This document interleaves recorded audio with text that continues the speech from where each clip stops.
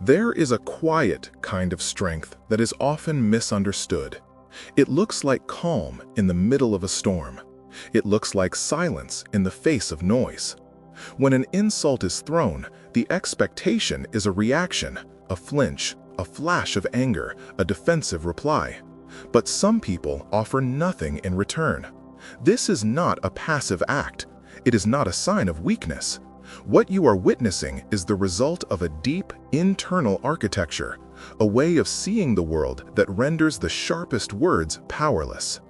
Understanding this psychology is not just about learning to ignore meanness, it's about unlocking a more peaceful and powerful way of moving through life.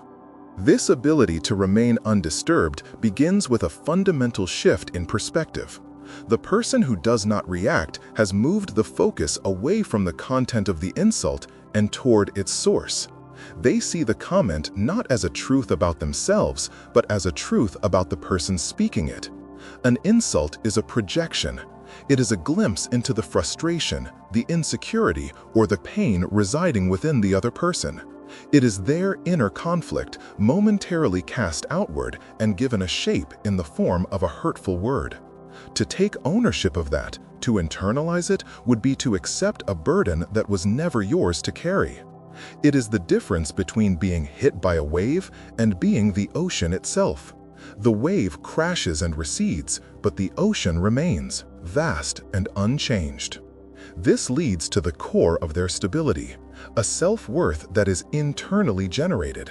For many, confidence is a fragile thing, built on the approval and validation of others. It rises with a compliment and falls with a criticism. But for the person who remains unshaken, their sense of value is rooted deeply within. It is a foundation they have built for themselves through their own understanding of their strengths, their values, and their journey. An insult, then, is simply data that does not match their own internal records. It is like a wrong password entered into a secure system. It is rejected because it does not correspond with the known facts. Their self-image is not a reflection in a changing mirror, but a constant, solid structure. From this place of internal security comes a profound wisdom about energy. They possess a clear understanding that their attention, their emotional focus, is their most precious resource, and they are fiercely protective of it. To engage with every provocation, to answer every challenge, is to pour your energy into a bottomless pit. It is a battle that can never be won, only exited. They have assessed the cost of reaction and found it too high. The temporary satisfaction of a clever retort is not worth the permanent drain on their peace. They are not avoiding conflict out of fear. They are consciously choosing their peace over a pointless struggle. They are the general who knows that some battles only serve to weaken the army, and so they refuse to deploy their forces. Ultimately, this all converges on a single, powerful principle: the focus on what can be controlled. We cannot control the words that leave another person's mouth. We cannot control their opinions, their moods, or their desire to cause harm. Trying to do so is like trying to command the wind to stop blowing. It is an exercise in frustration. The only thing we have absolute authority over is our own response. And here lies the greatest power: the power to choose. Choosing not to react is not a default setting. It is a deliberate, active decision. It is the conscious act of reclaiming your own space, your own mind, and your emotional state from the influence of others. In that moment of silence, you are not passive. You are powerfully, decisively in command.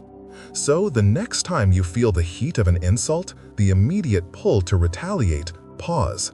For just a moment, remember this architecture. Ask yourself where this comment truly comes from. Check in with the foundation of your own worth. Consider the immense value of the energy you are about to spend. And then make a choice. Make the powerful choice to control the only thing you truly can: yourself. If this perspective shifted something for you, if it offered a new way to see these challenging moments, let me know your thoughts in the comments. And if you want to explore more ways to build this kind of inner strength, consider subscribing. The goal is not to never feel the sting, but to decide for yourself that it will not direct your path.